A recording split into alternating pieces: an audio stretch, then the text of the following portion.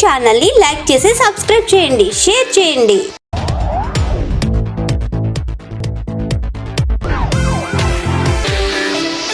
నిబద్ధతకు నిలువుటద్దం మక్కా సాయిబాబు నాయుడు. శ్రీకాకుళం జిల్లా ఎచ్చెర్ల నియోజకవర్గం జీసీగడాం మండలం పెంట గ్రామం నుంచి ఒక సామాన్య కార్యకర్తగా ప్రస్థానం మొదలుపెట్టి నేడు నియోజకవర్గ స్థాయిలో సీనియర్ నాయకునిగా ఎదిగిన పేరు మక్కా సాయిబాబు నాయుడు. గత 25 ఏళ్లుగా పసుపు జెండానే తన ఊపిరిగా, పార్టీ సిద్ధాంతాలే తన మార్గదర్శకాలుగా నిబద్ధతతో పనిచేశారు. 25 ఏళ్ల ప్రయాణం. ఎంతోమంది ఎంపీలు, ఎమ్మెల్యేలు, మంత్రుల వద్ద అత్యంత నమ్మకస్తుడిగా మెలిగారు. పార్టీ అప్పగించిన ప్రతి బాధ్యతను సమర్థవంతంగా నిర్వహించి అనేక పదవులను అలంకరించి శభాష్ అనిపించుకున్నారు. కష్టకాలంలోనూ పార్టీని వీడకుండా క్షేత్రస్థాయిలో పార్టీని బలోపేతం చేయడంలో అహర్నిశలు శ్రమించారు. దశాబ్దాల కాలంపాటు తన జీవితాన్ని టీడీపీకి అంకితం చేసిన మక్కా సాయిబాబు నాయుడు గారికి ప్రస్తుతం సరైన గుర్తింపు లభించకపోవడం స్థానికంగా చర్చనీయాంశమైంది. నిబద్ధతతో పనిచేసిన సీనియర్ నాయకులను పక్కన పెట్టడం ఎంతవరకు సమంజసం అని స్థానిక నాయకులు, కార్యకర్తలు బాహాటంగానే పెదవి విరుస్తున్నారు. సొంత పార్టీలో తగిన ప్రాధాన్యత లభించకపోవడం, తన సేవలను ప్రస్తుత నాయకత్వం గుర్తించకపోవడంతో మక్కా సాయిబాబు నాయుడు గారు తన రాజకీయ భవిష్యత్తు కోసం ప్రత్యామ్నాయాల వైపు చూస్తున్నట్లు తెలుస్తోంది. ఈ క్రమంలో ఆయన జనసేన పార్టీ వైపు మొగ్గు చూపుతున్నారనే ప్రచారం ఇప్పుడు జిల్లా రాజకీయాల్లో హాట్ టాపిక్గా మారింది. అనుభవం, అంగబలం, అర్ధబలం ఉన్న ఒక సీనియర్ నాయకుణ్ణి దూరం చేసుకోవడం టీడీపీకి నష్టమేనని విశ్లేషకులు భావిస్తున్నారు. తన సుదీర్ఘ రాజకీయ ప్రస్థానంలో ఎన్నో ఎత్తుపళ్లాలను చూసిన సాయిబాబు నాయుడు గారు రాబోయే రోజుల్లో ఎటువంటి సంచలన నిర్ణయం తీసుకుంటారో వేచి చూడాలి. నమస్కారం అండి. పాత్రికేయ సోదరి సోదరమణులకు నా నమస్కారం తెలియజేస్తూ, నా పేరు మక్కా సాయిబాబు నాయుడు, జీసీగడ మండలం, ఎచ్చెర్ల నియోజకవర్గం, శ్రీకాకుళం జిల్లా, పెంట నాగులవలస గ్రామ వాస్తవ్యుణ్ణి. మరి భవిష్యత్తులో ఏ పార్టీకి వెళ్ళమనేది నా కేడర్ని, నా మిత్రుల్ని, నా అభిమానుల్ని అందరితో మాట్లాడి నిర్ణయం తీసుకుంటానని తెలియజేస్తున్నాను. ఇదే మాదిరిగా జనసేన నుంచి మరి నాగేంద్రబాబు గారు, పవన్ కళ్యాణ్ గారు వాళ్ళ టీంతో వాళ్ళ టీం రావడం జరిగింది. జనసేనలకు వాళ్ళు ఆహ్వానం పలుకుతున్నారు.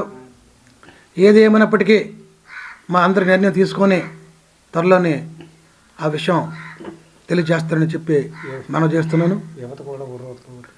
అదే మాదిరిగా జనసేనలో యువత అత్యంత కీలకమైనటువంటి పాత్ర పోషిస్తుంది.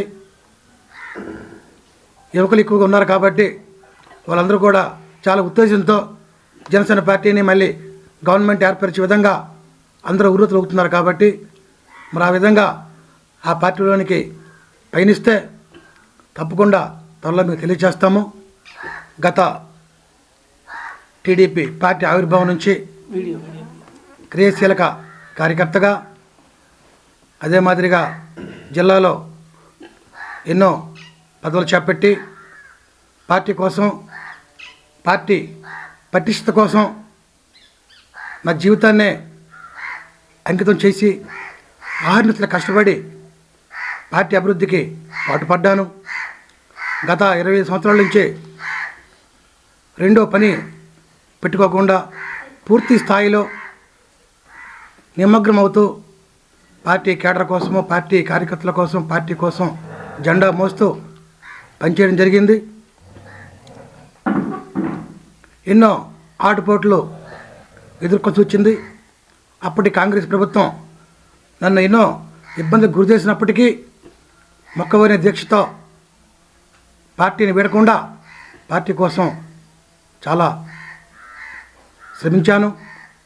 అప్పటి నాయకులు మరి కేంద్ర మంత్రి వర్యులు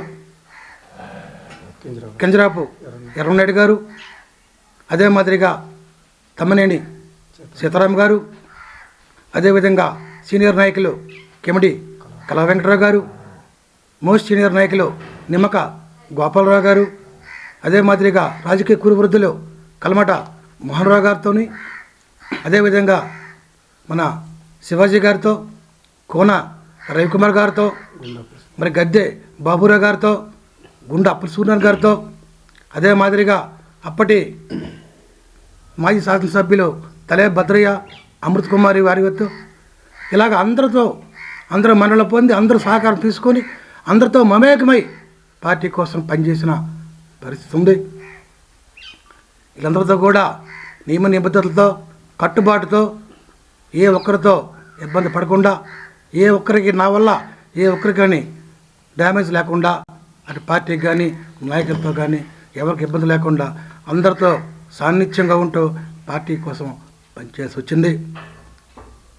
లోకేష్ గారితో కూడా నాకు సత్సంబంధాలు ఉన్నాయి.